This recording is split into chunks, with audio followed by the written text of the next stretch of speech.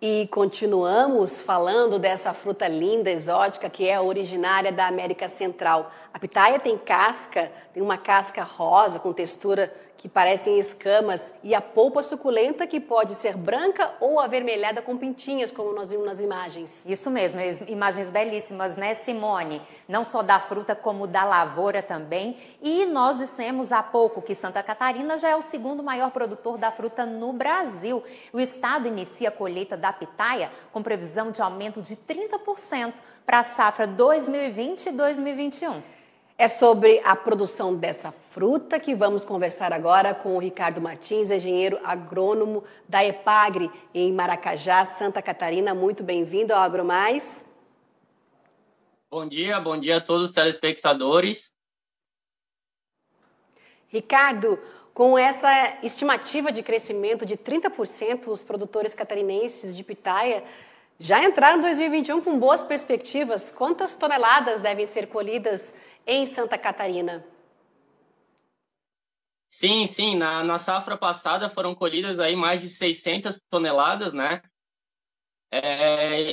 Essa safra de agora a gente espera aí que a gente ultrapasse aí 700, 750, muito pelo fato que, como a gente colocou na reportagem, né, pela transformação dos pomares jovens em adultos e também pelo aumento, né, da área plantada, da ampliação das cooperativas, né? E de todo o trabalho também que a EPAGRE vem fazendo aí na orientação desses produtores de pitaia, né, para aumentar suas produtividades, né? Então, a expectativa é bem grande aí no aumento da área plantada e também no escoamento dessa fruta. Ricardo, eu gostaria que você detalhasse agora o trabalho da EPAGRE e dos agricultores que foi feito aí ao longo dos últimos anos e culminou nesse crescimento tão expressivo da produção de pitaia no estado. Qual foi o segredo de vocês para conquistarem essa posição? A EPAGRE, ela trabalha na organização dos agricultores familiares, né? Ela trabalha em diversos segmentos, não só na fruticultura, como na pecuária, na produção de hortaliças. Então, o nosso trabalho, claro, juntamente com os nossos parceiros, que são as cooperativas, é na organização dos agricultores, né? No todo o trabalho que a gente faz aí na questão de solo, de conservação do solo, de adubação, de fertilidade, toda a parte de orientação que a gente faz junto com os produtores, né? Então, é um trabalho bastante em conjunto. A gente trabalha focado principalmente aí na pesquisa e na extensão. A EPAGRE é uma empresa de pesquisa e extensão agropecuária, né? Então, cada município tem um técnico, um responsável, um engenheiro agrônomo, um técnico agrícola para dar base e orientação a esses produtores. E a pitaia, ela entrou muito bem, né, nesse sentido, né? Porque a pitaia, ela é uma cultura que em pequenas áreas a gente consegue uma produção bem elevada, né? E ela também entrou na questão da diversificação, né? Hoje o produtor de pitaia, ele também é produtor de leite, ele é produtor de arroz, que tem bastante aqui na nossa região, no sul catarinense. Então, a gente trabalha, né, nesse sentido, né, organizando o produtor e dando a melhor assistência técnica que ele precisa para melhorar a sua produtividade. Agora, Ricardo, a pitaia se adaptou muito bem à região sul, mas existem condições climáticas para o plantio da cultura em outras regiões, como a gente viu na reportagem no Distrito Federal também. Eu gostaria de saber qual o clima, a fruta, ela é mais tolerante.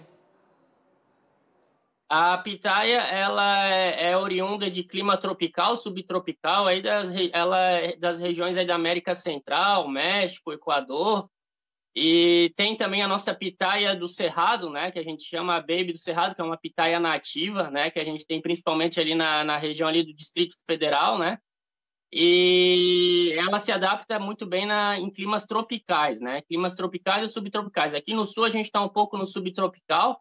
Então, ela encontrou uma área muito boa, né, para plantio aqui na região, se adaptou muito bem, e é assim que a gente orienta o produtor, né, plantar em lugares com climas mais quentes, né, não em climas frios, climas temperados, ela já não se adapta bem, a produção já não é tão satisfatória, né. E é importante a gente destacar que para que a produção da fruta seja eficaz e sem perdas, é muito importante fazer o planejamento do pomar. O produtor rural deve levar em conta não somente a escolha da área. Como é feito o manejo da pitaia e quais orientações sobre esse tema a EPAGRE costuma fornecer aos agricultores? Então, antes da gente implantar o pomar, a pitaia aqui na região é uma fruta nova no Brasil, né? É uma fruta nova, né? Não está nem há 15 anos no Brasil, começou em São Paulo, né? No estado de São Paulo hoje, que é o maior produtor, né? Depois veio para Santa Catarina, Minas Gerais, né? E está se espalhando aí pelo Brasil inteiro, né? O que a gente recomenda para o produtor hoje, né? Antes dele pensar em plantar o pomar, é bom ele buscar a sua venda, né? A comercialização. Aqui na região sul, a gente está muito organizado em cooperativa, né? Por meio do cooperativismo, né? Associativismo e cooperativismo. Então, a gente orienta o produtor ele procurar, né, um mercado, seja uma cooperativa ou uma indústria, né, para ele tentar encaixar a sua produção e, então, dar início ao planejamento para implantar o pomar. Deixar bem claro que hoje, para implantar um pomar de pitaia, não é barato, é na faixa aí de 50, 60 mil reais para você fazer 1 hectare de pitaia. O retorno não é demorado, em torno de 3 anos ela já começa a produzir aí em torno de 15 a 20 toneladas, mas a gente deixa bem claro para o produtor que quer investir na pitaia que ele procure um mercado antes, né? Antes, para ele poder encaixar essa produção. E, claro, né, procurar sempre uma orientação técnica, né? Aqui em Santa Catarina a gente tem a EPAGRE, né? Tem os nossos parceiros também, como as cooperativas, né? Como as agropecuárias, outras assistências técnicas privadas. Então, é muito importante ele se capacitar antes de ele implantar o pomar de pitaia, que é uma cultura que dá bastante trabalho, bastante produtiva, mas que dá muita mão de obra. Agora, Ricardo, eu gostaria de saber como é que está a aceitação aí da pitaia em Santa Catarina, Florianópolis, e também uma segunda pergunta, a colheita da pitaia, né, aí no estado de vocês, ela vai de janeiro a maio. Quanto tempo um pé de pitaia leva para dar frutos?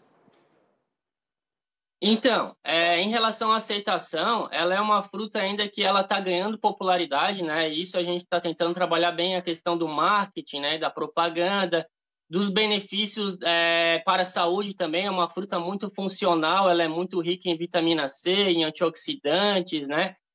Ela apresenta diversos benefícios à saúde, controle de diabetes, controle do açúcar do sangue. Então, ela tem um apelo nutricional muito grande. A gente ainda precisa melhorar a questão ainda de sabor, né, que seria a questão do ponto de colheita, a questão do armazenamento pós-colheita. Então, são fatores que a gente está trabalhando muito forte aí junto com as cooperativas e junto com os supermercados da região, né? Mas ainda é uma fruta que carece a popularidade. Ela está muito popular aqui no sul e no sudeste, um pouco lá no norte, mas ainda tem bastante mercado e bastante espaço para a gente atingir com ela.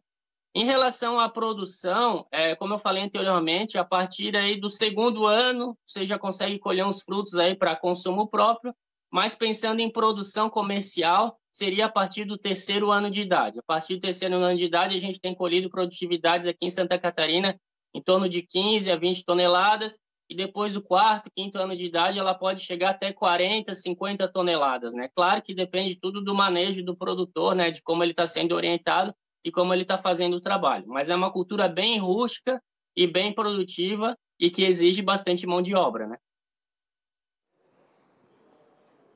Ricardo, e qual é a rentabilidade por metro quadrado? Que números você tem relacionados ao estado de Santa Catarina para nos dizer, inclusive, para servir como dado para outros agricultores do Brasil que querem investir, precisam se planejar, inclusive agora no início do ano, poder tomar a melhor decisão?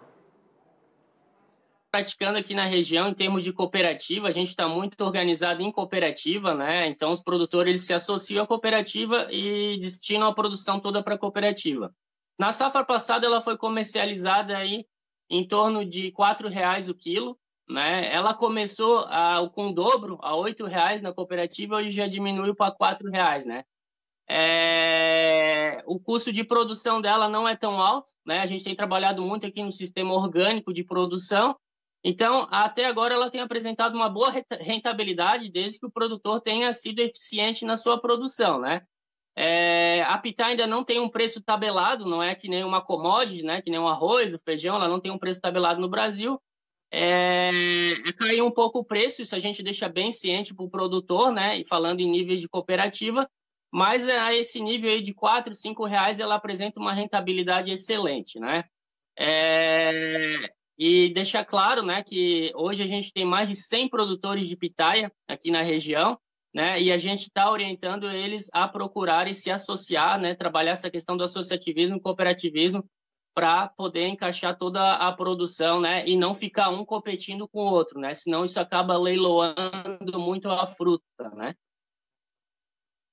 Então, Ricardo, a pitaia ela entra na lista das frutas com alto valor agregado no mercado. E uma outra curiosidade que eu tenho, já experimentei a pitaia com o fundo, a polpa rosada. Nós sabemos que tem com a polpa branca, né? Qual a diferença? Existe uma diferença no sabor ou não? E por que tem essa variedade da rosa, com a polpa rosa, e a polpa branca? Então, são espécies diferentes, né? A gente tem uma espécie que é da polpa branca e tem outra espécie que é da polpa vermelha. E dentro dessas espécies tem variações. Algumas são a polpa mais roxa, roxo mais escuro, outro roxo mais claro, outro vermelho mais claro. Mas são espécies diferentes, né? E em relação ao sabor, também tem a ver com as espécies, né? Então, tem espécies que têm um teor de açúcar mais alto, tem espécies que têm um teor de açúcar mais baixo. Também tem a relação do ponto de colheita, né? Muita gente fala, pitaia não tem gosto de nada, não sei o quê, mas tem muito a ver com o ponto de colheita também, né? O ideal é a gente escolher uma pitaia mais madura, né? Onde ela pode acumular mais açúcar e logo vai apresentar um sabor melhor, né? E, Ricardo, só para complementar essa minha pergunta, no quesito de aceitação nos mercados, na hora da venda, qual que é a mais aceita, a de polpa cor-de-rosa ou a branca? Ou não tem? Olha, a gente ainda não fez uma análise, né, assim, sensorial, né, com os consumidores, mas a pitaia, ela chama muito atenção pela aparência dela, né? Hoje o consumidor compra muito pelo olho, né? Ele vê aquelas brácteas dela, que são a casca dela mais comprida, é uma fruta vermelha, uma fruta que chama atenção, né? E então, assim, muitos gostam da polpa vermelha por causa das antocianinas, que são aqueles antioxidantes que tem nela, né? Outros gostam mais da polpa branca. A polpa vermelha ela é muito atrativa para industrializar, fazer sorvete, fazer suco, né? Fazer qualquer outro produto para a indústria. E a polpa branca também tem sido bem aceita aqui na região. A gente ainda não viu diferenciação entre polpa branca e polpa roxa. O mais importante é que nem eu reforço anteriormente. A função antioxidante dela e a função nutricional. Ela é muito boa para a saúde, ela tem compostos que previnem o câncer, regulam a diabetes, colesterol, né? Então, isso nos chama bastante atenção, né?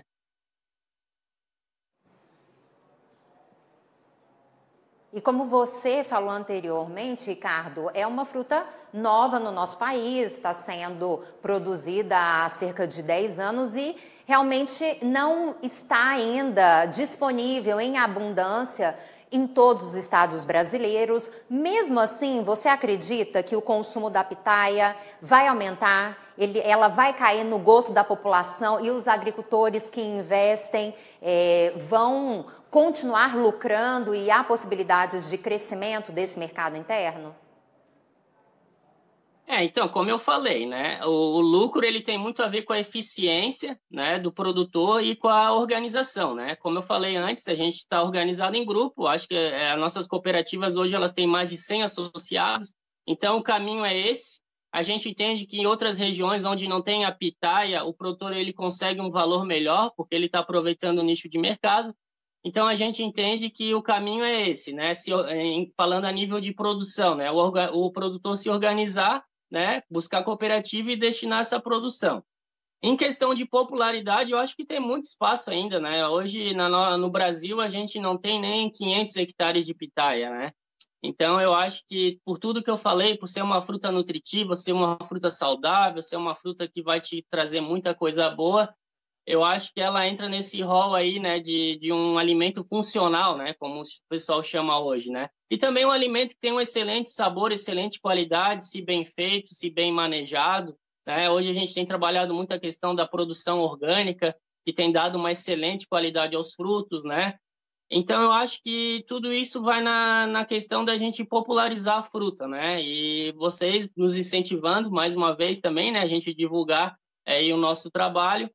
E eu gostaria também de deixar um convite aí para o pessoal que está nos assistindo.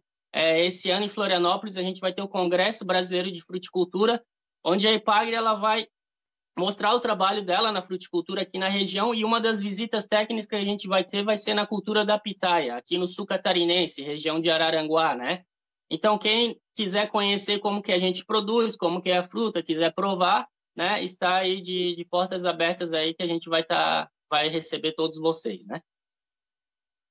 Então tá aí o convite em Araranguá, Santa Catarina. Muito obrigada. Ricardo Martins, engenheiro agrônomo da Epagre em Maracajá, Santa Catarina.